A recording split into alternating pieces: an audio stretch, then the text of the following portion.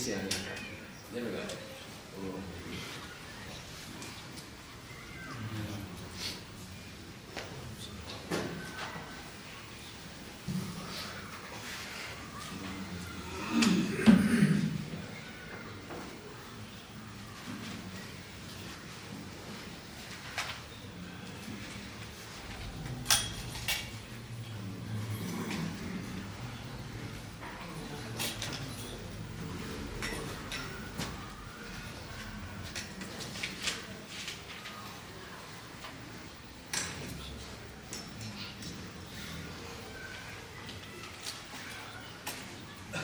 بسم الله الرحمن الرحيم الحمد لله رب العالمين والصلاة والسلام على سيد المرسلين وعلى آله وصحبه أجمعين.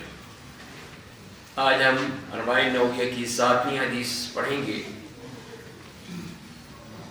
اور اس حدیث میں جو روایت کی ہے وہ رقیہ تمیم ابن اوس الداری رضی اللہ تعالی عنہ نے کہ نبی کریم صلی اللہ علیہ وسلم فرمایا ہے کہ الدین النصیحہ. قلنا لمن یا رسول اللہ؟ قال لله ولكتابه ولرسوله ولأئمة المسلمين وعامته. اس کا مفہوم یہ ہے الدین النصیحہ. الدین یہ تمام دین کی باتیں، دین کا تعلق وہ اصل کیا ہے؟ وہ نصیحت ہے، خیر خواہی کا جذبہ ہے. یعنی پورے دین کو ہی خیر خواہی کا جذبہ بنا دیا گیا ہے کہ دین کا معاملہ ہی یہ ہے کہ اس میں یہ خیر خواہی ہے ان چیزوں کے لیے جو بیان کی گئی ہیں، اور ان کو ہی، اور اس میں جب دونوں چیزیں اس طرح بیان کی ہیں تو اس کا مطلب یہ ہے کہ دین ہی نصیحت ہے. تو اس طرح جب ہم ایک دوسرے کو نصیحت بھی کرتے ہیں، خیر خواہی کا جذبہ بھی رکھتے ہیں اور اس کو سمجھاتے بھی ہیں، بتاتے بھی ہیں اور اس کے مطابق عمل بھی کرتے ہیں، تو وہی وہ دین پر عمل کرنے کا معاملہ ہے. اور اس میں پھر یہ بتا دیا گیا کہ جب نبی کریم صلی اللہ علیہ وسلم نے یہ کہا صرف، اور یہ نہیں بتایا کہ کس کے لیے. صحابہ کرام نے پوچھا ہے کہ وہ کس کے لیے ہے، کون ہے، اس کی تفصیل کیا ہے، تاکہ یہی ہے کہ ایک اجمالی چیز بیان کر کے پھر اس کی تفصیل بیان کی جاتی ہے تاکہ اس کے ذریعے سے لوگ اس کو سمجھنے کی کوشش کریں، اس کی اہمیت کو جانیں اور اس کو پوری طرح قبول کریں. اور بعض الفاظ میں اس طرح بھی آتا ہے کہ آپ نے 3 دفعہ الدین النصیحہ، الدین النصیحہ. تو فرماتے ہیں صحابہ کرام کہ ہم نے پوچھا کہ یا رسول اللہ کس کے لیے یہ نصیحت، کس کے لیے ہے دین؟ تو آپ نے فرمایا کہ للہ ولکتابہ ولرسولہ ولأئمة المسلمین وعامتہ. اللہ کے لیے، اللہ کی کتاب کے لیے، اللہ کے رسول کے لیے اور مسلمانوں کے جو حاکم ہیں ان کے لیے اور عام لوگ. تو یہ حدیث بھی بہت ہی اہم حدیث ہے کہ جس میں یہ تمام چیزیں بیان کی گئی ہیں. اپنے الفاظ میں انتہائی مختصر ہے لیکن اپنے معانی کے لحاظ سے اس میں ایک سمندر موجزن ہے کہ جس میں یہ تمام چیزوں کا جواب دیا گیا ہے. تو پہلی چیز جو ہم دیکھتے ہیں اس حدیث میں کہ اللہ کے لیے نصیحت، تو وہ 2 باتیں ہیں. پہلی بات تو یہ ہے کہ اللہ کے لیے ہم اپنی عبادت کو خالص کریں. خالص عبادت ہونی چاہیے، اس میں کوئی ریاکاری، کوئی دکھاوا، کوئی بناوٹ، تصنع کچھ نہیں ہونا چاہیے، صرف اللہ کے لیے خالص. جیسے آپ نماز پڑھنے آتے ہیں صرف اللہ کے لیے آتے ہیں، یہاں پہ کسی کو دکھانے کے لیے نہیں آتے. تو یہی اخلاص ہے، یہی وہ اخلاص ہے کہ آپ نے خالص کیا اپنے اس نماز کو، اپنے اس روزے کو. آپ کو اشتہار نہیں دیتے کہ میں آج روزے سے ہوں، آج میں نے سحری میں جلیبیاں کھائی تھیں، تو آپ سب کو بتائیں. تو یہ نہیں، یہ ریاکاری ہو جائے گی، دکھاوا ہو جائے گا. تو اخلاص، عبادت پوری طرح خالص اللہ کے لیے. اور دوسری بات یہ ہے کہ اللہ تعالیٰ کی وحدانیت کی گواہی دینی ہے. وحدانیت کہ وہی یکتا ہے، واحد ہے. اس کی ربوبیت میں وہی رب ہے، وہی رازق ہے، وہی خالق ہے اور کوئی نہیں ہے. اور دوسری الوہیت میں کہ وہی معبود حقیقی ہے اور کوئی معبود نہیں ہے. کسی کو معبود ہم مان ہی نہیں سکتے ہیں، صرف وہی معبود ہے، اس کی ہی عبادت کرتے ہیں اور کسی کی عبادت نہیں کرتے ہیں. اور تیسری چیز اس کے اسماء اور صفات ہیں، وہ بھی ہم اس کی جو اسماء صفات ہیں ان کی گواہی دیتے ہیں کہ یہ اسماء حسنہ صرف اللہ کے لیے ہیں اور کسی کے لیے نہیں ہے. اور وہ صفات وہ اسی کو جو ہے لائق ہیں، اسی کے لیے مناسب ہیں جو کہ اس نے اپنی صفات قرآن کریم میں بیان کی ہیں۔ تو ان سب کی گواہی دینا، سب پر ایمان رکھنا، یہ ہے وہ نصیحت جو اللہ تعالیٰ کے لیے ہے۔ دوسری چیز آ جاتی ہے کہ کتاب نصیحت جو قرآن کریم ہے، وہ بھی اس کے بھی کئی باتیں ہیں کہ جو ہمیں وہ نصیحت اس کو جاننا چاہیے، اس کے مطابق ہمیں اس کے ساتھ عمل کرنا چاہیے۔ پہلی بات تو یہ ہے کہ اس کا ہم نے دفاع بھی کرنا ہے۔ قرآن کریم کا ایک دفاع تو وہ ہے کہ جو لوگ اس میں تحریفات کرنے کی کوشش کرتے ہیں، اب لفظی تو کر نہیں سکتے، تو معنوی تحریف کرتے ہیں اپنے مقصد سے، اس کا معنی کچھ سے کچھ بنا دیتے ہیں، اس طرح اس کا دفاع کرنا ہے۔ اور دوسرے آج کل کے حالات میں جیسے کہ اس قسم کے کچھ وہ دشمنان دین موجود ہیں جو قرآن کریم کو کہیں جلانے کے لیے، کہیں اس کو ختم کرنے کے لیے اور طرح طرح سے اس کے دشمن بن چکے ہیں، تو اس میں بھی ہم نے ان کا دفاع کرنا ہے۔ تو دفاع یہ نہیں ہے کہ ہم ان کو مارے پیٹے یا ان کے خلاف کوئی کریں، ہم ان کو بتانا ہے کہ قرآن ہے کیا چیز، یہ کتاب کون سی کتاب ہے جسے تم سمجھتے نہیں ہو، اگر اس کو سمجھ لو تو تم سب اس کو مان لو۔ تو یہ ہمارا پھر ہمیشہ ہماری ہی ذمہ داری ہوگی کہ ہم پھر لوگوں کو بتائیں کہ قرآن کریم کا مقام مرتبہ کیا ہے۔ تو یہ ہے پھر قرآن کریم کا جو پہلا عمل ہے اس کی نصیحت کے معاملے میں۔ اور دوسری بات کہ اس کی تصدیق، اس کی تمام باتوں کی تصدیق، اس میں کوئی شک نہیں، لا ریب فیہ، کسی قسم کا بھی۔ اور جس نے بھی قرآن کریم کی کسی بات کو جو اس نے بیان اس کو وہ جھٹلاتا ہے تو وہ نصیحت نہیں ہے، اس نے نصیحت میں نہیں عمل کیا، بلکہ اس نے قرآن کریم کو جھٹلانے کی کوشش کی یا اس کی مخالفت کی کوشش کی۔ اور یہی چیز جو ہے وہ، یا جس نے شک کیا، تردد کیا، پتہ نہیں صحیح ہے نہیں صحیح ہے، اس قسم کی وہ باتیں کی، تو وہ سب کے سب جو ہیں وہ نصیحت نہیں ہے، وہ قرآن کریم میں شک کر رہے ہیں۔ تیسری بات کہ قرآن کریم میں جتنے بھی احکام دیے گئے ہیں ان پر عمل کرنا، ان پہ عمل کرنا، ان کو پوری طرح ماننا اور اس پہ عمل کرنا، یہ ہم سب کی ذمہ داری ہے۔ جو بھی اللہ تعالیٰ نے ہمیں حکم دیے ہیں، قرآن کریم میں احکام دیے ہیں، اگر ہم اس پہ عمل نہیں کرتے تو اس کے ہم پھر نہیں مانتے، اس کی نصیحت نہیں کرتے، اس لیے کہ ہم نے قرآن کو پھر چھوڑ دیا ہے۔ اور چوتھی بات یہ ہے کہ جن چیزوں سے اس قرآن نے ہمیں منع کیا ہے کہ ایسا مت کرو، تو وہ بھی ہمیں ماننا ہوگا، پھر ہمیں وہ کام نہیں کرنے ہیں۔ اگر ہم وہی کام وہ کرتے ہیں جو ہمیں اللہ تعالیٰ نے جس سے منع کیا ہے تو وہ بھی پھر نصیحت نہیں ہوگی۔ اس نے منع کیا کہ سود سے معاملہ مت کرو، سود مت کھاؤ، ہم کہیں گے نہیں ہم تو کھائیں گے، اس کے بغیر گزارا ہی نہیں ہے، تو پھر ہم نے قرآن سے نصیحت نہیں کی، اس کا حق ادا نہیں کیا۔ اور پانچویں بات کہ ہم اس بات پہ ایمان رکھیں کہ جو بھی اس میں احکام ہیں وہ بہترین احکام ہیں، اس سے بڑھ کر ہو ہی نہیں سکتے، تو وہ بہترین احکام ہیں جو اللہ نے ہمیں دیے ہیں۔ اور ظاہر ہے کہ قرآن کریم کے دیے ہوئے احکام اور اللہ تعالیٰ کی طرف سے دیے ہوئے احکام وہ بہترین احکام ہیں جو ہماری دنیا اور آخرت کے لیے سنوارنے کا کام کرتے ہیں۔ چھٹی بات یہ ہے کہ ہم اس بات پہ بھی ایمان رکھیں کہ قرآن کریم اللہ کا کلام ہے، اس کے حروف بھی، اس کے معانی بھی سب اللہ کی طرف سے اللہ کا کلام ہے، اور ہم اس کو مانتے ہیں۔ اللہ تعالیٰ حقیقت میں اللہ نے اس سے کلام کیا ہے، جبریل علیہ السلام نے اس کو قبول کیا، اور پھر وہ نبی کریم صلی اللہ علیہ وسلم کے قلب اطہر پہ اس کو اتارا، اور یہاں تک کہ وہ ہم تک پہنچ گیا۔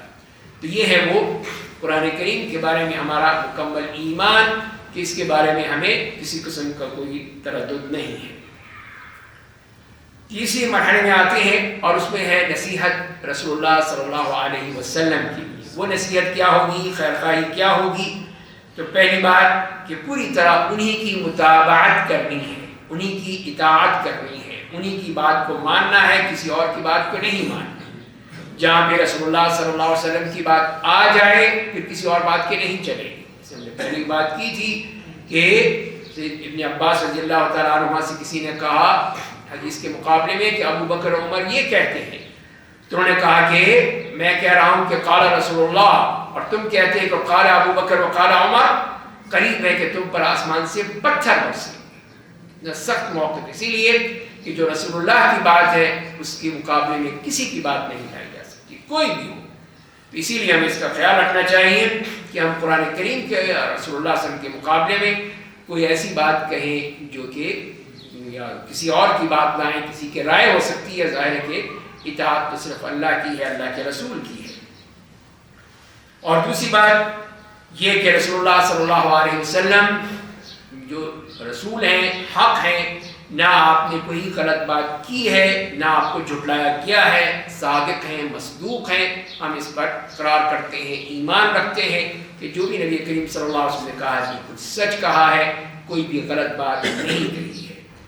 تیسری بات وہ یہ ہے کہ جو بھی آپ نے ماضی کے بارے میں بتائی، حال کے بارے میں، مستقبل کے بارے میں جو باتیں بھی بتائی ہیں، سب ہم ان کو مانتے ہیں کہ وہ نبی کریم صلی اللہ علیہ وسلم کو اللہ نے بتائی ہیں، وہی ہے جو ان پر نازل ہوئی ہے، چاہے وہ ہم نہیں تلاوت نہیں کرتے اس کی نماز میں، لیکن وہی چیز ہمیں ماننا ہوگی کہ جو بھی آپ نے ہمیں اطلاعات دی ہیں، خبریں دی ہیں، وہ سب سچ ہیں، صحیح ہیں۔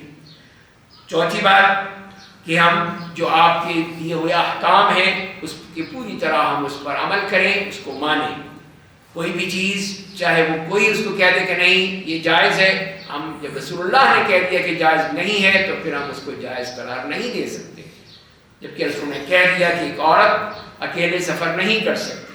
اب چاہے پاکستان کی حکومت کہے یا سعودیہ کی حکومت کہے، ہم اس کو نہیں مان سکتے، اس لیے کہ رسول اللہ کا قول یہی ہے کہ وہ عورت جو اللہ پر ایمان رکھتی ہے، قیامت کے دن پر ایمان رکھتی ہے، اس کے لیے جائز نہیں ہے کہ ایک دن ایک رات کا سفر بغیر کسی محرم کے کرے۔ تو اس کو ہم کیسے اگنور کر سکتے ہیں، کیسے اس کو ہٹا سکتے ہیں؟ تو اللہ کے رسول کا کلام ہے، صحیح ہے، جب مانتے ہیں کہ صحیح ہے تو پھر ہم نے اس کو پوری طرح قبول کرنا ہے۔ اور پانچویں بات یہ ہے کہ جس چیز سے روک دیا گیا، منع کر دیا کہ مت کرو، تو ہم کہیں کہ نہیں ہم نے کرنا ہے، لازمی کریں گے ہم، تو یہ بھی انتہائی غلط ہے، یہ نصیحت نہیں ہے، یہ وہ خیر خواہی کا جذبہ نہیں ہے، ہمیں اسے ماننا ہوگا اور وہ کام نہیں کرنا ہوگا۔ چھٹی بات کہ نبی کریم صلی اللہ علیہ وسلم جو شریعت لائے ہیں اس کا ہم نے دفاع کرنا ہے، اس کا دفاع کر کے بتانا ہے کہ اسی میں خیر ہے، اسی میں ہمارے لیے بھلائی ہے، یہی ہمارے لیے بہترین ہے، دنیا میں بھی اور آخرت میں بھی۔ اس کو ہم کہنے کہ نہیں یہ آج کل کے حالات میں صحیح نہیں ہے، یہ قابل قبول نہیں ہے، تو یہ نصیحت نہیں ہے، خیر خواہی نہیں ہے۔ ساتویں بات یہ ہے کہ اس بات کا مکمل اعتقاد ہو کہ جو بھی رسول اللہ صلی اللہ علیہ وسلم کی طرف سے آیا ہے وہ اسی طرح ہے جیسے کہ قرآن کریم میں آیا ہے، اس میں کوئی فرق نہیں کر سکتے، اس لیے کہ دونوں وحی ہیں۔ قرآن کریم وحی ہے اللہ کی، لیکن فرق ہے اس کی تلاوت کرتے ہیں، اس کو ہم پڑھتے ہیں، نماز میں پڑھتے ہیں، تو وہ ہے۔ اور وہ جو نبی کریم صلی اللہ علیہ وسلم پر جو وحی نازل ہوئی یہ وحی خفی کہلاتی ہے، جس کی تلاوت نہیں ہوتی لیکن اس کا سٹیٹس وہی ہے جو قرآن کریم کا ہے، اس کے مطابق ہی ہم اس کو مانتے ہیں۔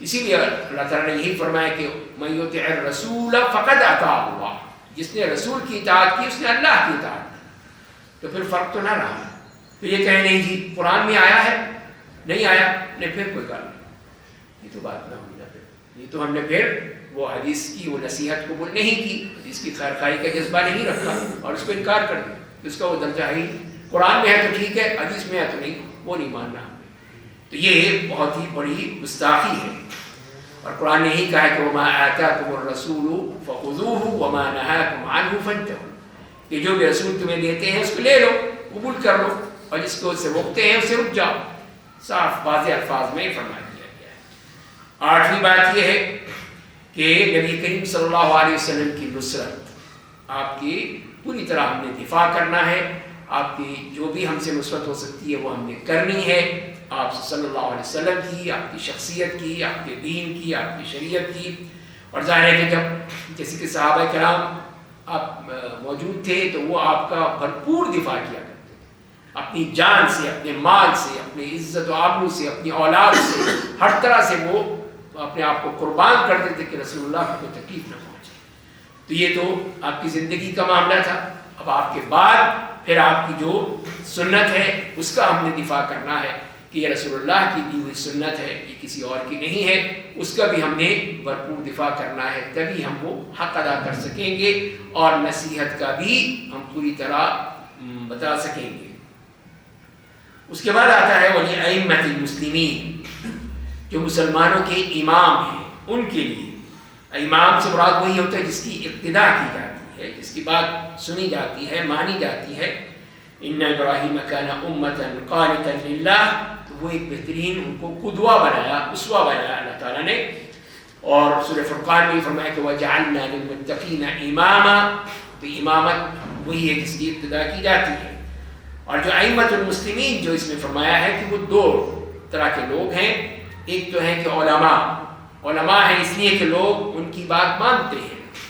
انہوں نے نبی کریم صلی اللہ علیہ وسلم سے علم وراثت میں حاصل کیا ہے، جس کہ خود فرمایا العلماء ورثۃ الانبیاء، کہ علماء کرام وہ انبیاء کرام کے وارث ہیں.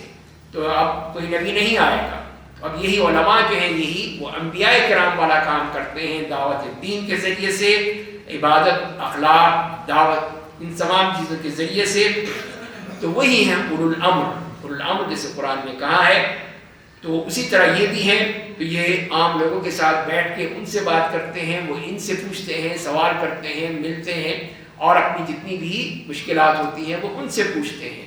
تو یہی وہ اولو الامر ہیں جن کو قرآن کریم نے بھی ذکر کیا ہے. دوسری قسم وہ ہے جو کہ حکمران ہیں، اور وہ حکمران جو اللہ کی شریعت کو نافذ کرنے والے ہیں. اور اس لیے کہ علماء جو ہیں وہ بیان کرتے ہیں، صرف وہ اس کو نافذ نہیں کر سکتے، اس کو امپلیمنٹ نہیں کر سکتے، اس کو وہ حکمران ہی امپلیمنٹ کریں گے. ان کا فرض ہے کہ وہ اس کو نافذ کریں، اس شریعت کو جو اللہ کی شریعت ہے.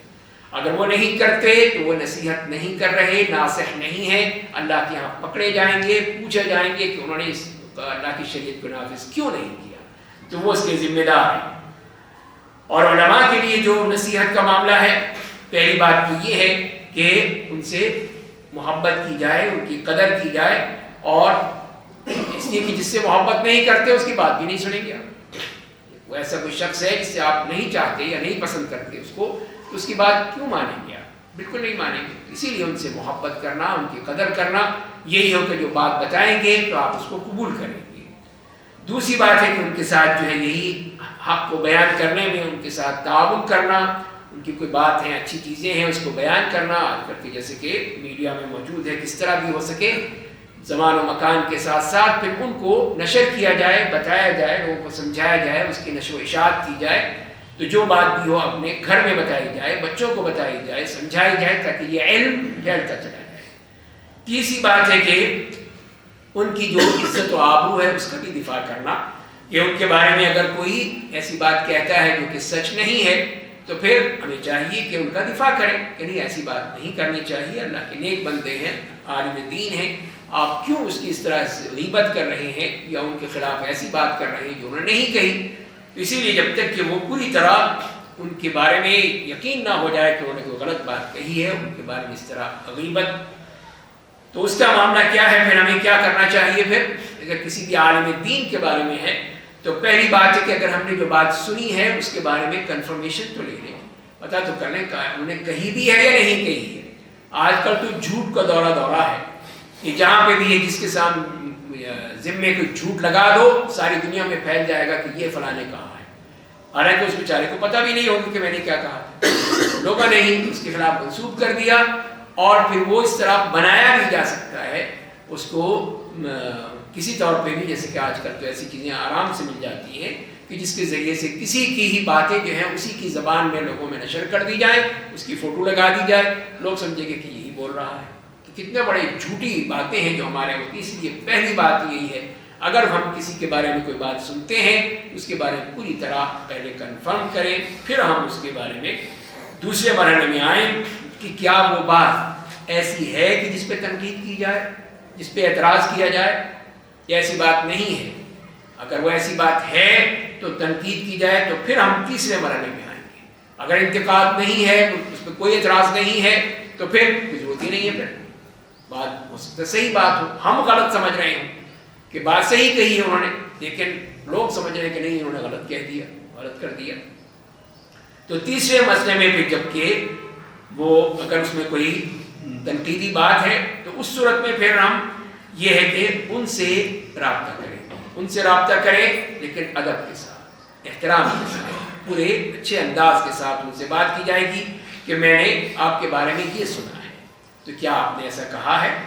تو اگر کہا ہے تو اس کی وجہ بتا دیں مجھے، اس کی وضاحت کر دیں، تو وہ پھر آپ اس کے ذریعے سے ان سے، اس لیے کہ آپ عالم ہیں، اس سے زیادہ علم جانتے ہیں، اس طرح احترام سے بات کی جائے گی۔ اس طرح نہیں ہے کہ وہ آپ بالکل ہی ان کی بدتمیزی کے ساتھ، گستاخی کے ساتھ اور گالیاں دے کے، برا بھلا کہہ کے، ایسی بات ہرگز نہیں کرنی چاہیے، یہ نصیحت نہیں ہے۔ اس لیے کہ بعض جاہل لوگ یہی کہتے ہیں کہ فوراً کہ ہماری بات مانی جائے، جو ہم کہہ رہے ہیں وہ صحیح ہے، یہ اس بیچارے کو کیا پتہ ہے۔ اس قسم کی جو گستاخانہ لہجہ ہے وہ کسی طور پہ بھی جائز نہیں ہے کہ اس طرح کی لہجہ ہے۔ اور چوتھی ہے کہ اگر اس میں کسی قسم کی کوئی غلطی ہم دیکھتے ہیں، کسی بھی عالم میں کوئی غلطی موجود ہے، تو کہیں نہیں یہ تو بہت بڑا عالم ہے، یہ تو غلطی کر ہی نہیں سکتا ہے، تو چپ ہو جائیں، نہیں۔ اس کے لیے پھر ہمیں ان سے ہی بات کرنی ہوگی، ادب و احترام کے ساتھ ان سے بات کی جائے اور گفتگو کی جائے اور ان سے پوچھا جائے، اور اگر اس میں کوئی غلط بات ہے، غلطی ان کے سے واضح کر دیں گے، قبول کر لیتے ہیں، ٹھیک ہے، نہیں کرتے ہیں تو آپ کی ذمہ داری نہیں ہے، آپ نے اپنا حق ادا کر دیا ہے۔ پانچویں بات یہ ہے کہ کیا ہم ان کو جو بھی خیر ہے جس میں لوگوں کی دعوت ہو سکتی ہے، اس میں ان کو بھی بتائیں، ان کو بھی اس کی تعاون کریں، اس میں کہ اگر کوئی شخص جو ہے وہ علم پھیلانا چاہتا ہے، بتانا چاہتا ہے، تو لوگ اس کی بات کو نہیں سنتے ہیں، سمجھتے ہی نہیں ہیں، یہ سنتے ہی نہیں ہیں کہ اس کی کوئی وہ عزت و وقار ہی نہیں ہے، جیسے ہی وہ بیٹھا فوراً سب نکل کے چلے جاتے ہیں، تو یہ چیز جو ہے وہ غلط بات ہے، اس طرح کی بات کہنا۔ اور بات ہوتا ہے کہ جہاں بھی بیٹھے فوراً ہی شروع ہو گئے، تو یہ ہے کہ ان کو بتایا جائے، سمجھایا جائے کہ ہر چیز کا ایک مقام ہوتا ہے، ہر مقام کا ایک مقام ہوتا ہے، اس میں وہ بات کی جاتی ہے، ہر جگہ میں نہیں بات کی جاتی۔ اسی لیے پھر اس کا خیال رکھتے ہوئے بات کی جائے، جیسے کہ نبی کریم صلی اللہ علیہ وسلم کا بھی طریقہ تھا کہ آپ واضح نصیحت کرتے تھے، لیکن اسی خیال سے جب صحابہ نے بھی کہا یا آپ سے طلب کیا تو آپ نے کہا کہ میں چاہتا ہوں، لیکن صرف اسی لیے کہ کہیں تم اکتا نہ ہو، اکتاہٹ کا شکار نہ ہو جائیں، تو اس کا خیال رکھنا چاہیے۔ اگلے مرحلے میں آتے ہیں پھر وہ حکام کی، علماء کی بات ہوئی، اور اب حکمرانوں کے حوالے سے ان کے ساتھ ہماری نصیحت کا معاملہ کیسا ہوگا۔ تو پہلی بات یہی ہے کہ جو بھی امام ہے، حاکم ہے، حکمران ہے ہمارا، تو اس کو ہم مانتے ہیں، ماننا پڑے گا ہمیں، جیسے بھی آئیں وہ کسی طریقے سے آئیں، ہمیں ان کو ماننا ہے، ان کو قبول کرنا ہے کہ یہ وہ ہمارے حکمران ہیں، تو ہم ان کو اپنا حاکم مانتے ہیں۔ اور ظاہر ہے کہ جو مانے گا ہی نہیں تو ان کو نصیحت کیا کرے گا، نصیحت بھی نہیں کرے، کسی کو مانتا ہی نہیں ہے، لہذا ہم پہلے مرنے میں ماننا ہی ضروری ہے کہ ہم ان کو مانیں کہ وہ ہمارے حکمران ہیں، تو لہذا پھر ان کو ہم نصیحت کر سکتے ہیں۔ دوسری بات یہ ہے کہ پھر رعیت میں ان کے خلاف بغض، عناد، جھوٹی بات نقل کرنا، لوگوں کو اس کی طرف کرنا، تو یہ بھی صحیح نہیں ہے۔ اس کے بجائے کوشش یہ کریں کہ لوگوں کو جو صحیح بات ہے وہ بتائی جائے، جو اچھی بات ہے وہ بتائی جائے، کہ ان کی کوئی اچھی باتیں ہیں، اچھے معاملات ہیں، تو وہ لوگوں کو بتائے جائیں کہ اس معاملے میں اچھی باتیں موجود ہیں۔ کہ جیسے لوگ صرف یہ ہے کہ ان کے عیب کو ہی دیکھنا چاہتے ہیں، اور جو اچھی باتیں ہیں اس کو نہیں دیکھتے، اس کو ظاہر نہیں کرتے ہیں۔ جو جانتے ہیں، جن کو علم ہے، تو ان کو چاہیے کہ جو اچھی باتیں ہیں وہ بتائیں، اور جو عیب ہیں اس کو نہ بتائیں، اس کا معاملہ ان کا اپنے رب کے ساتھ ہے۔ تو اسی لیے پھر ہمیں اس کا خیال رکھنا چاہیے۔ پھر تیسری بات یہ ہے کہ جو بھی وہ حکم دیتے ہیں یا منع کرتے ہیں تو اس کو ہمیں ماننا ہے، لیکن اسی صورت میں کہ وہ کوئی اللہ کی گناہ کی یا معصیت کی بات کا حکم دیں تو ہم نہیں مانیں گے۔ اگر وہ کوئی ایسی اچھی چیز سے منع کرتے ہیں جو کہ اللہ اور اس کو اگر وہ کہتے ہیں تو ہم نہیں مانیں گے، تو لہذا وہی چیز ہوگی جو اس کے شریعت کے دائرے میں، قرآن و حدیث کے دائرے میں جو چیز صحیح ہے وہ ہم قبول کریں گے، اور اس کے علاوہ وہ قبول نہیں کریں گے۔ اسی لیے کہ ہم سے کہا گیا ہے کہ یا ایھا الذین آمنوا اطیعوا اللہ واطیعوا الرسول واولی الامر منکم، کہ ایمان والو اللہ کی اطاعت کرو، اللہ کے رسول کی اطاعت کرو، اور اولی الامر کی، اس میں جیسے میں نے عرض کیا کہ حکمران بھی شامل ہیں، تو ان کی بات مانی جائے گی، لیکن ان کی اطاعت کو الگ سے نہیں بیان کیا، وہ کنڈیشنل ہے۔ پہلے جو ہیں وہ اطیعوا اللہ واطیعوا الرسول، وہ تو لازمی ہے، ماننا ہے، لیکن اولی الامر کی اطاعت کے ساتھ اطیعوا کا لفظ نہیں آیا۔ اس کا مطلب یہی ہے کہ ان کی اطاعت اللہ اور اس کے رسول کی اطاعت کے دائرے میں رہ کر کی جائے گی، اس کے علاوہ نہیں ہے کہ وہ جو بھی کہیں ہم فوراً مان لیں، نہیں، ایسا نہیں ہوگا، وہ ہمیں نہیں ماننا ہے۔ چوتھی بات یہ ہے کہ ان کے اگر کوئی، جیسے میں نے عرض کیا، عیب ہے تو اس کو ہمیں بیان کرنے کی ضرورت نہیں ہے کہ وہ نماز نہیں پڑھتا ہے، وہ شراب پیتا ہے، وہ یہ کرتا ہے، وہ کرتا ہے، اس کی ہمیں کوئی ضرورت نہیں ہے کہ ہم بیان کریں۔ اس کا ذاتی معاملات ہیں، وہ اللہ کے ساتھ اس کا معاملہ ہے کہ وہ پھر اس کو خود اللہ تعالیٰ دیکھیں گے اور اس کے ساتھ محاسبہ کریں گے۔ تو اسی سے ہوتا ہے کہ پھر لوگ جو ہیں وہ بغاوت پر تلاتے ہیں یا باغیانہ جو لہجہ ہے یا وہ چیز جو ہے وہ پیدا ہوتا ہے، وہ ہمیں نہیں کرنا چاہیے جب تک کہ ہمارا حاکم ہے، اس میں ہم نے اس بات کو قبول کرنا ہے۔ پانچویں بات یہی ہے کہ ان کے خلاف ہم کسی قسم کی بغاوت نہیں کر سکتے۔ اگر حاکم ہے تو اس لیے کہ نبی کریم صلی اللہ علیہ وسلم نے ہمیں اس کے بارے میں سختی سے منع کیا ہے، اور صرف یہ کہا ہے کہ الا ان تروا کفرا بواحا، یہ ہے وہ بارڈر لائن، یہ ہمیں سمجھ لینی چاہیے۔ الا یہ کہ تم وہ دیکھو کہ جو واضح کفر ہے، واضح طور پہ کفریہ کلمات ہیں، کفریہ اعمال ہیں اس شخص کے، تو اس صورت میں تو پہلے تو شرط کہی کفرن بواحا، واضح طور پر، یہ نہیں کہ وہ یوں تھا تو یوں تھا، نہیں، واضح طور پر دیکھا ہے کہ وہ بتوں کی پوجا کر رہا ہے یا کہ قبروں کی پوجا کر رہا ہے، تو اب تو وہ کہیں گے کہ یہ کفر بواح ہے، واضح کفر ہے۔ تو اس کو کہا گیا ہے، صرف ادھر ادھر سے باتوں سے نہیں۔ دوسری چیز عندکم فیہ من اللہ برہان، اور تمہارے پاس اللہ کی طرف سے دلیل موجود، یہ چیز کفر ہے، یہ نہیں کہ جو آپ سمجھتے ہیں وہ کفر نہیں، جو اللہ نے جس کو کفر قرار دیا ہے، جس کو کہا ہے، وہ اس صورت میں پھر ہمیں حق ہوگا کہ اس کی اطاعت نہیں کریں گے اور اس کے خلاف ہم بغاوت ہماری جائز ہوگی اسی صورت میں۔ تو یہ ہمیں اس بات کا رکھنا چاہیے کہ یہ وہ بتا دیا گیا، واضح کر دیا گیا ہے۔ اب آپ جمہوریت کی باتیں کریں گے تو جمہوریت جو ہے وہ جمہوریت کی بات ہے کہ اس کے دھرنے ہیں، جلوس ہیں، جلسے ہیں، اور جو کچھ بھی آپ دیکھتے ہیں سب کے سامنے ہی ہے، تو وہ جمہوریت کا اسلام سے اس سے کوئی تعلق نہیں، اسلام کبھی نہیں کہتا اس چیز کی۔ وہ یہ جو آتا ابھی آگے بات آئے گی تو اس میں جو چیز طریقہ ہے وہ ہمیں طریقہ اپنانا ہے جس کے ذریعے سے اپنی بات ان تک پہنچائی جائے گی۔ اس کے بعد اگلے مرحلے میں عامت الناس کو جاتا ہے، ولی عامتی، عام لوگوں کو، اس میں ہم سب شامل ہیں، ان کے لیے بھی نصیحت ہے کہ ان عامت المسلمین کے لیے، ان کے لیے محبت کا ہمارا جذبہ ہونا چاہیے، بشاشت کے ساتھ، سلام کے ساتھ، نصیحت کے ساتھ، تعاون کے ساتھ، وہ ہم نے کرنا ہے۔ تو یہی ہے کہ جس کے ذریعے سے ہر وہ کام جس سے کوئی مصلحت حاصل ہوتی ہو اور کسی قسم کی جو مضرت ہے، نقصان ہے، اس کو دور کیا جا سکے، وہ تمام اعمال ان کے لیے کرنے چاہیے، جو بھی کر سکے، جس کی ڈیوٹی ہے اس کو کرنا چاہیے، نہیں ہے تو ہم خود کر سکتے ہیں تو ہمیں خود کرنا چاہیے، اس کے لیے ہمیں کہا گیا ہے۔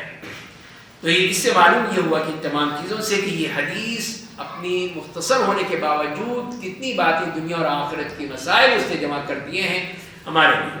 اب اس میں جو اہم باتیں ہیں، پہلی بات ہے کہ نصیحت کی اہمیت بتا دی گئی ان مقامات پہ جو بتائے گئے ہیں، اور پھر نبی کریم صلی اللہ علیہ وسلم کی حسن تعلیم کتنا خوبصورت طریقہ ہے کہ پہلے آپ نے ایک چیز جو ہے عمومی طور پر، اجمالی طور پر بیان کی، پھر اس کی تفصیل بیان کی تاکہ اس کو سمجھنے میں آسانی ہو جائے۔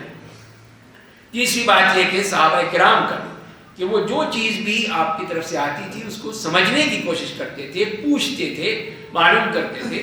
جیسے کہ آپ نے کہا کہ دجال آئے گا، 40 دن رہے گا اس دنیا میں، اور اس میں ایک دن 1 سال کے برابر، تو صحابہ کرام نے پوچھا اگر 1 سال کے برابر ہوگا تو ہم نماز کیسے پڑھیں گے؟ پھر نماز کا مسئلہ بن جائے گا ہمیں، تو وہ تو 1 دن ہے پورا، لیکن 1 سال کے برابر ہے۔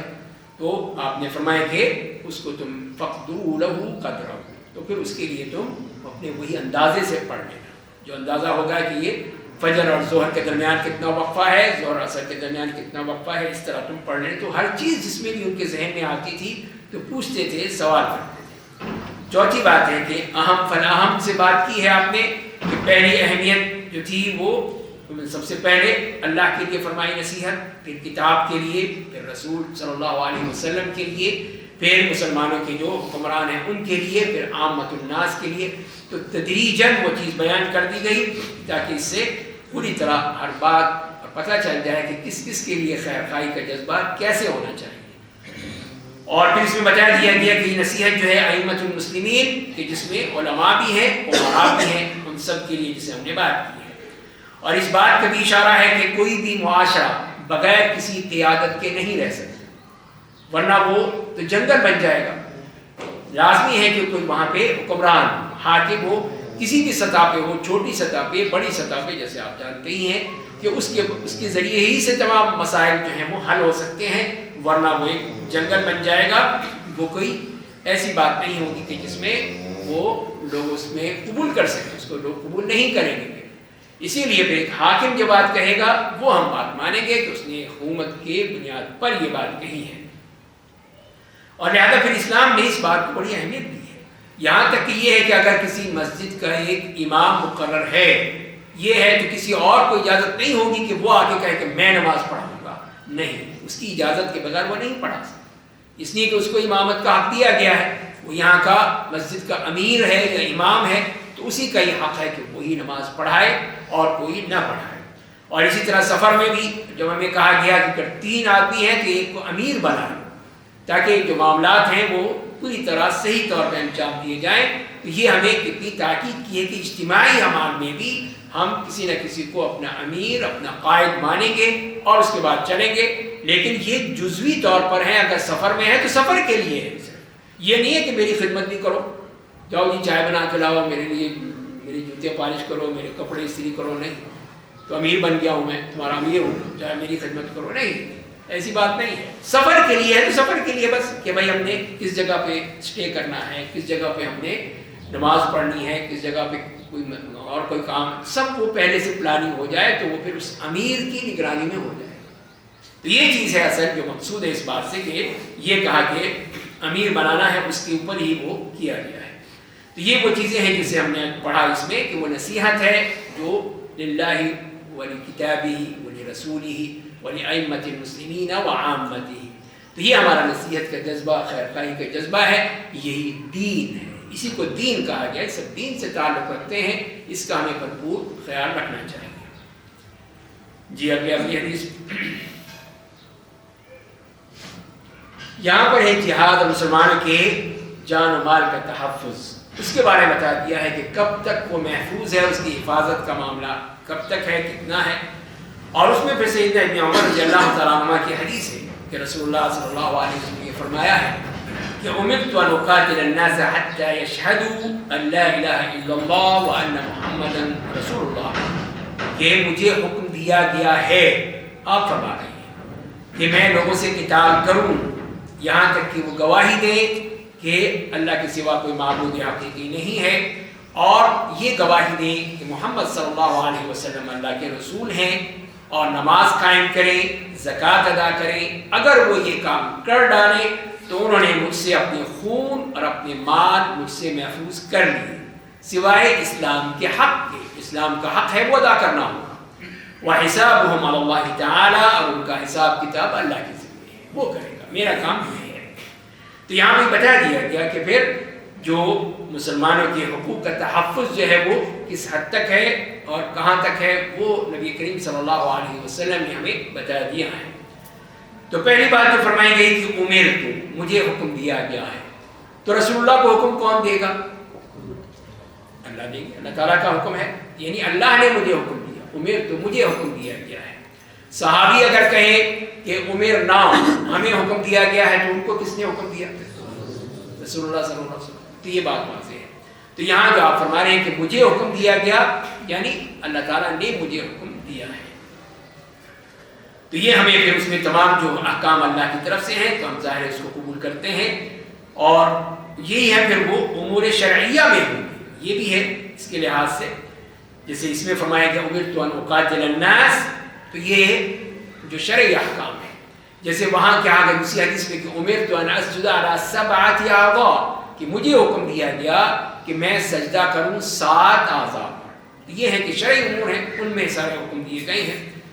تو یہ اللہ تعالیٰ نے حکم دیا نبی کریم صلی اللہ علیہ وسلم کو، اور آپ نے پھر ہمیں اس کے بارے میں بتا دیا ان اقاتل الناس، کہ میں لوگوں سے قتال کروں، یہ مجھے حکم دیا گیا ہے. تو مقاتلہ اصل چیز وہی ہے کہ جو کہ جہاد فی سبیل اللہ میں ہوتا ہے. جو دشمن اللہ کے دشمنوں کے ساتھ کیا جاتا ہے تاکہ اللہ کا جھنڈا بلند، کلمۃ اللہ ہی العلیٰ، اس کو بلند کرنے کے لیے وہ جہاد کیا جاتا ہے، اس کا مقصد کوئی اور نہیں ہوتا، وہی یہاں پر بتایا گیا ہے۔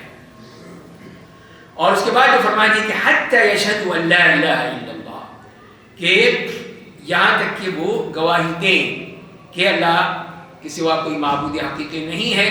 اس کا مطلب یہی ہے کہ وہ اس سے معلوم یہ کرنا ہے کہ یہ اصل وہ مقصد ہے، یہ وہ مقصد ہے، اس کے لیے حاصل کرنا ہے۔ اگر یہ مقصد موجود ہے پھر قتال کی ضرورت ہی نہیں ہے، پھر تو نہیں قتال کریں گے، نہیں۔ تو اسی بتا دیا گیا ہے کہ ہمیں اس وقت تک کرنا ہے جب تک کہ یہ مقصد حاصل ہو جائے، یہ مقصد حاصل ہو جائے گا بات ختم ہو جائے گی۔ تو وہی ہمیں اس کے بارے میں ہی کہا گیا ہے کہ وہ پوری طرح گواہی دے دیں اپنی زبانوں سے بھی، اپنے دلوں سے بھی، تو پھر ہے۔ لیکن ہمارے سامنے تو زبان ہی ہے نا، دل کا تو ہمیں نہیں پتہ کیا ہے، وہ تو اللہ ہی جانتا ہے۔ تو لہذا پھر ہمیں وہی کافی ہوگا۔ ہم یہ نہیں کہیں گے کہ نہیں تو جھوٹ بول رہا ہے، تو منافقت کر رہا ہے، یہ فلاں ہے، یہ وہ ہے، نہیں۔ ہمیں کافی ہوگا کہ اس نے اگر جان بچانے کے لیے بھی کہا ہے تو ہم اس کو قبول کر لیں گے۔ اگر واقعی یہ ثابت ہو جائے، جیسے کہ سیدنا اسامہ بن زید رضی اللہ عنہ والی حدیث آتی ہے کہ اس میں انہوں نے یہی کہا کہ بندے کو قتل کر دیا، اس نے کلمہ پڑھ لیا تو ہم نے قتل کر دیا۔ تو رسول صلی اللہ علیہ وسلم کو جب پتہ چلا، آپ نے فرمایا قتلتہ بعد ان قال لا الہ الا اللہ، اس نے کلمہ پڑھ لیا جب پھر تم نے قتل کر دیا۔ اتنا سخت ناراض ہوئے، اتنے سخت ناراض ہوئے کہ کہنے کہ کاش میں مسلمان نہ ہوتا اس سے پہلے، اتنا آپ نے مجھے اس پہ افسوس کا اظہار کیا۔ تو یہ ہے اصل۔ تو انہوں نے کہا کہ وہ میرے ڈر سے کہا، میری تلوار کے ڈر سے کہا اس نے۔ تو آپ نے کہا تم نے دل چیر کے دیکھا تھا، اللہ شفقت قلبہ، کہ دل میں دیکھا تھا کہ تمہارے ڈر سے ہے کہ اللہ کے ڈر سے ہے؟ جب تم کر ہی نہیں سکتے ہو تو پھر کیوں تم نے اس کو قتل کیا؟ بس کلمہ کافی تھا، جو بھی کہہ دے، چاہے وہ جان بچانے کے لیے کہہ دے تب بھی ہم اس سے قبول کر لیں گے۔ اور یہ پورا کلمہ ہے لا الہ الا اللہ محمد رسول اللہ، دونوں چیزیں، اللہ کی وحدانیت بھی اور رسول اللہ صلی اللہ علیہ وسلم کی رسالت بھی، دونوں کی گواہی دینی ہے تو وہ دیتا ہے تو ہم اس کو قبول کر لیں گے۔ اور پھر اس کے ساتھ جو اعمال ہیں، خاص طور پہ نماز اور زکوٰۃ، اس کو ہمیشہ قرآن کریم نے ہمیشہ ساتھ ساتھ بیان کیا ہے، تو وہ اس کی ادائیگی کرنی ہے۔ باقی چیزیں ہیں تو وہ تو کنڈیشنل ہوتی ہیں کہ جب اس کی استطاعت ہو، جیسے حج کی استطاعت ہے تو اس میں ہے، لیکن نماز اس کے لیے تو صرف یہ ہے کہ آدمی صحت مند ہے تو اس کو نماز باقاعدہ باجماعت پڑھنی ہے، اور زکوٰۃ کا نصاب ہے تو اس کو زکوٰۃ ادا کرنی ہے۔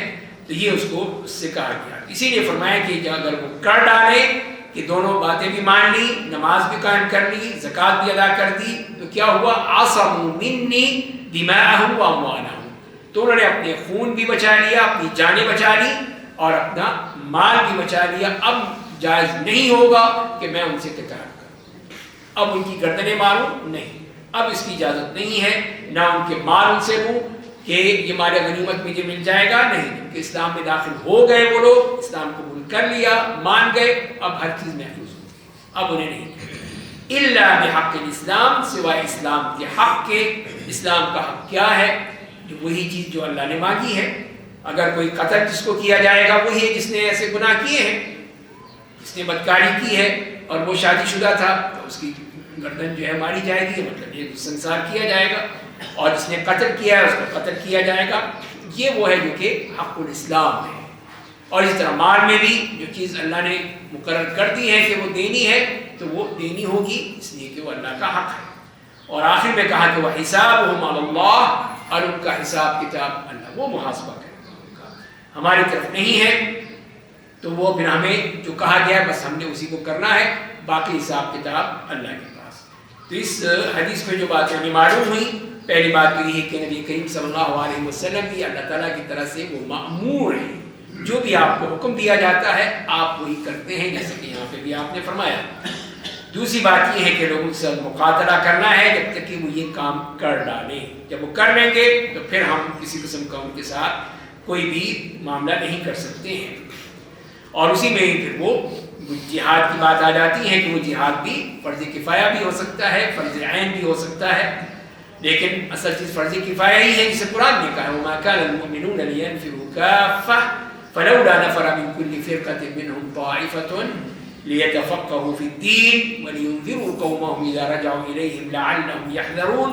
تو یہی کہا کہ مومن جو ہیں سب کے سب نہیں جائیں گے، بلکہ اس میں سے کچھ لوگ نکلیں گے تاکہ وہ دین کا علم حاصل کریں، اور پھر وہ واپس آ کر اپنی قوم کو ڈرائیں، اس کے بارے میں بتائیں کہ یہ ہے وہ تم نے اس کے ذریعے سے کرنا ہے. اور اس کے بعد پھر یہ ہے کہ جو شہادتین دل سے بھی ہے زبان سے بھی ہے، دونوں طرح سے ہیں، لیکن ہمارے لیے یہ ہے کہ ہم اس کی جو زبان سے ہے اسی کو ہم قبول کریں گے. تو لازمی ہے کہ انسان یہ اعتقاد رکھے کہ اللہ کے سوا کوئی معبود نہیں ہے اور نبی کریم صلی اللہ علیہ وسلم کے علاوہ اور کوئی رسول نہیں ہے، آپ ہی ہمارے نبی ہیں، رسول ہیں. تو اسی لیے اگر وہ یہ سب کر دیتا ہے تو اس سے پھر مقاتلہ ختم ہو جاتا ہے، ہم اس سے جنگ نہیں کر سکتے. اور پھر نماز اور وہ زکوٰۃ جیسے کہ ذکر کیا گیا ہے، اور اسی میں بھی جیسے نماز کے شعائر ہیں. اب کوئی کہیں کہ جی اذان مت دو، اذان سے لوگوں کی نیندیں ڈسٹرب ہو جاتی ہیں، تو اذان دینا بند کر دو، بس اندر اندر اذان دو، باہر اسپیکر ہٹا دو.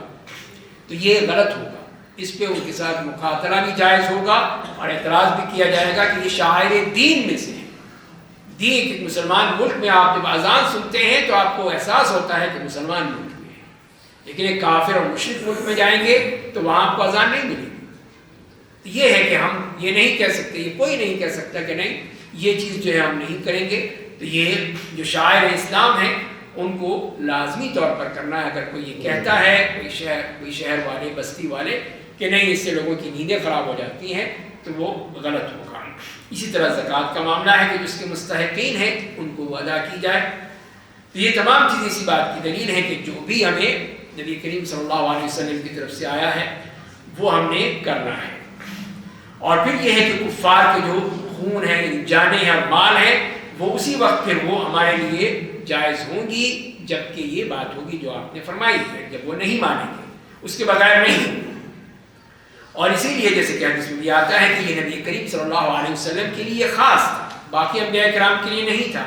جیسے آپ نے یہی فرمایا کہ جو 5 چیزیں جو میرے لیے خاص ہیں باقی انبیاء کرام نہیں تھی، اس میں یہ فرمایا کہ وہ حلت الغنائم وَلَمْ تَحِلَّ لِأَحَدٍ مِّن قَبْلِ، کہ میرے لیے مال غنیمت حلال قرار دیا گیا. تو مال غنیمت تو اسی وقت آئے گا جب جہاد کیا جائے گا، تو وہ اسی کی طرف ہے کہ یہ خون جو ہے پھر وہ حلال ہوگا اسی صورت میں کہ جب وہ اس کا انکار کریں گے جو باتیں آپ نے بتائی ہیں. لیکن جو اسلام کا حق ہے وہ دینا، جیسے کہ زکوٰۃ ہے، یہ مال کا حق ہے دینا ہے اس کو. جب سیدنا ابوبکر صدیق رضی اللہ تعالیٰ عنہ کے دور میں جنہوں نے منع کیا، انہوں نے اس کے خلاف جنگ کی، کہا کہ اگر ایک بکری کے بچے کو بھی وہ نہیں دیتے جو دیا کرتے تھے تو میں ان سے جنگ کروں گا. اسی بات کی طرف اشارہ ہے کہ باقی جو حساب کتاب ہے سب اللہ کی طرف ہیں، اللہ تعالیٰ ان سے حساب لے گا اور پھر وہیں پہ ان کا محاسبہ ہوگا. دنیا کی حد تک اللہ تعالیٰ نے بتا دیا، اللہ کے رسول صلی اللہ علیہ وسلم نے اس کی وضاحت کر دی کہ یہ ہے وہ معاملہ جو تم نے اس کا خیال رکھنا.